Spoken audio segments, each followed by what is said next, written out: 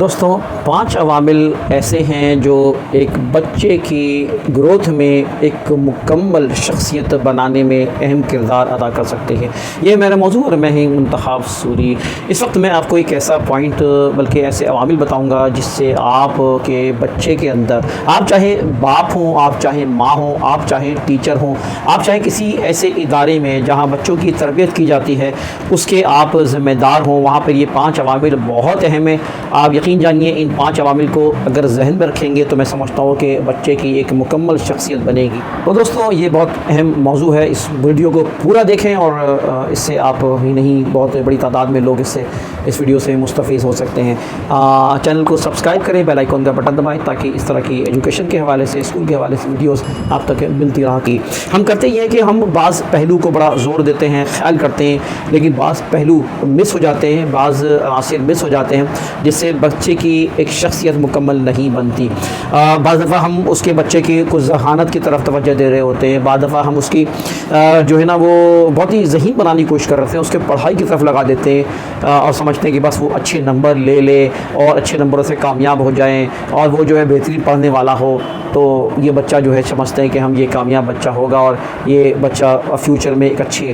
شخصیت کا مالک ہوگا۔ ایسے نہیں ہے، صرف ایک تعلیم، ایک پڑھانا، ایک اس کی مینٹل ہیلتھ ہی کافی نہیں ہوتی، بلکہ مزید وہ عوامل ہیں جس پہ آپ نظر ہونی چاہیے ایز اے گارجین، ایسے ماں باپ، ایسے ٹیچر، ایسے ہول جو بھی آپ کے انڈر بھی جو بچے پڑھ رہے ہیں تربیت حاصل کر رہے ہوں، ان 5 عوامل کو اگر ذہن میں رکھیں گے تو ایک مکمل شخصیت کا مالک وہ بچہ بن سکتا ہے، یا آپ کے پڑھنے والے زیر کفالت یا زیر سایہ بچے وہ ایک مکمل شخصیت کے مالک بنیں گے۔ تو دوستوں 5 چیزوں میں سب سے پہلے میں جس چیز کا بتاؤں گا وہ یقیناً اس کی ہیلتھ ہے۔ ہم بچے کی پڑھائی اور تمام عوامل پہ اس کے زور دیں لیکن اس کی ہیلتھ کا خیال نہ رکھیں تو یہ اس پہلو کو مس نہیں کریے گا۔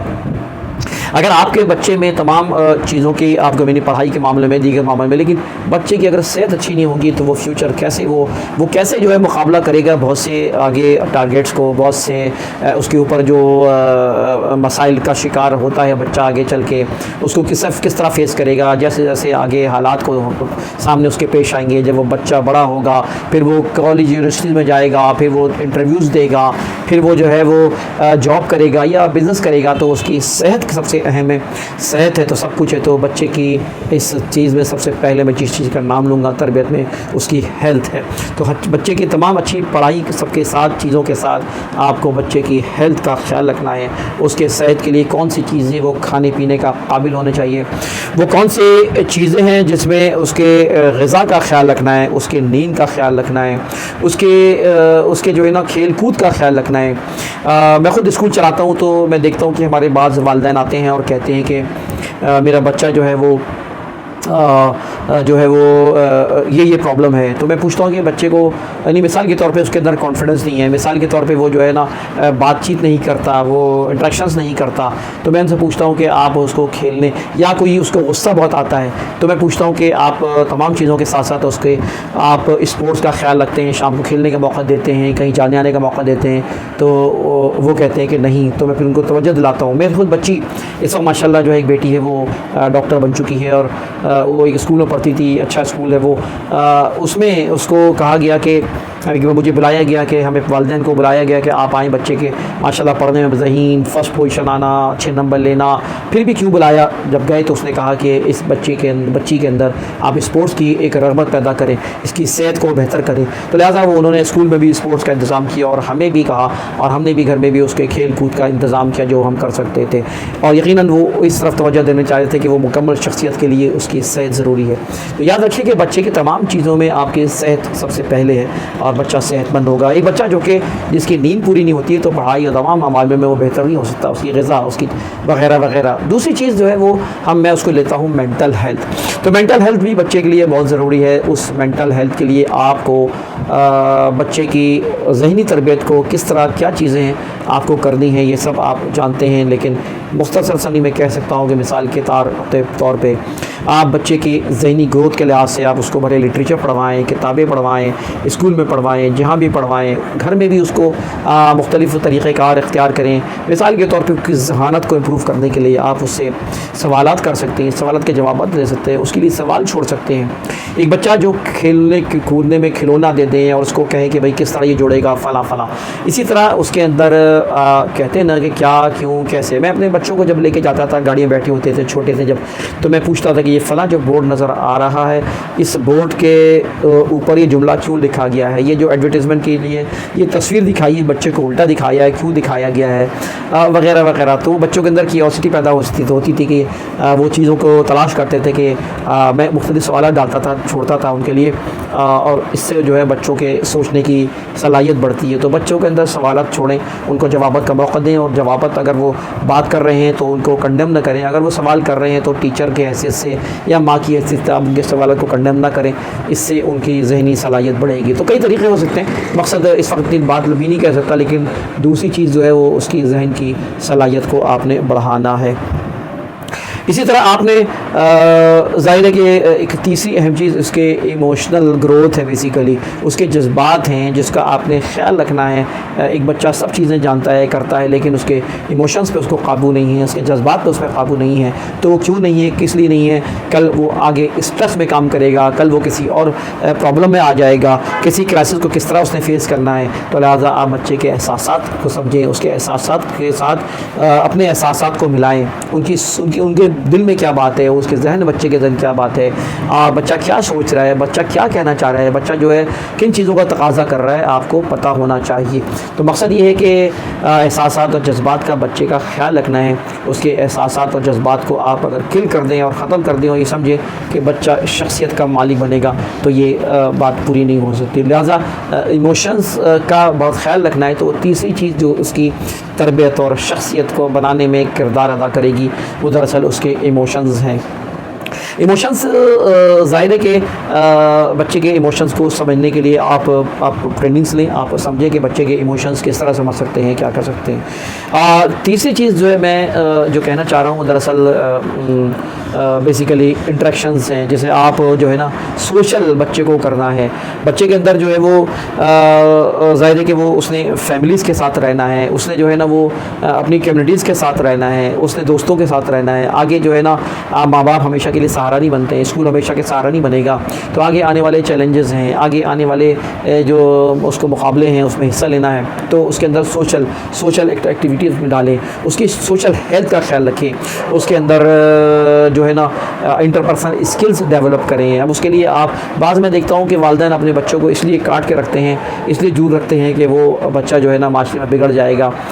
بچوں کے ساتھ کھیلنے نہیں دیتے کہ کہیں بیڈ لینگویج استعمال نہ کریں، بچوں کے ساتھ اس لیے نہیں کر رہے ہوتے ہیں کہ کہیں میرے بچے کو چوٹ لگ جائے گی، فلاں ہو جائے گا۔ نہیں، یہ غلط ہے۔ اپنے بچوں کو چھوڑے ہیں، بچہ اگر گھر میں بھی گر جاتا ہے تو یوں نہیں کہ فوراً اٹھا لیا، بچے کو جو ہے نا وہ تھوڑا سا باہر اگر کہیں کوئی چوٹ لگ جائے، کوئی لڑائی ہو جائے تو ڈونٹ وری، مطلب بد خیال کریں۔ ان چیزوں سے آپ کے بچے کے اندر وہ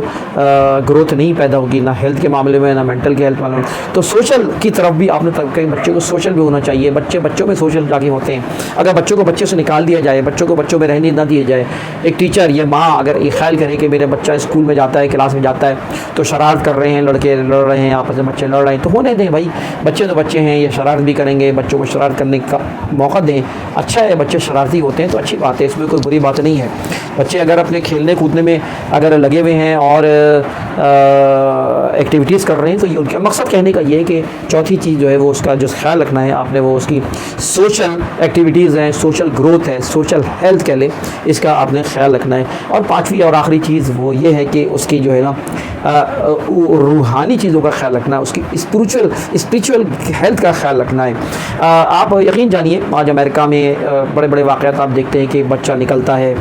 اور بندوق لے کے نکلتا ہے اور در در در در در فائرنگ کر دیتا ہے اور اس سے 10 12 15 20 لوگ اسی وقت مر جاتے ہیں، لڑکا ہوتا ہے۔ بات یہ ہے کہ وہاں پر جو ہے نا وہ مغرب کے میں اور دوسرے ممالک میں اسلام کا تصور نہ ہونے کی وجہ سے، روحانیت نہ ہونے کی وجہ سے، دیکھیں یہ انسان کی فطرت ہے کہ وہ کسی خدا کی تلاش میں ہوتا ہے، یہ انسانی فطرت ہے۔ وہ دین کی کہتے ہیں نا، دین جو ہے نا بچے کو دین کی فطرت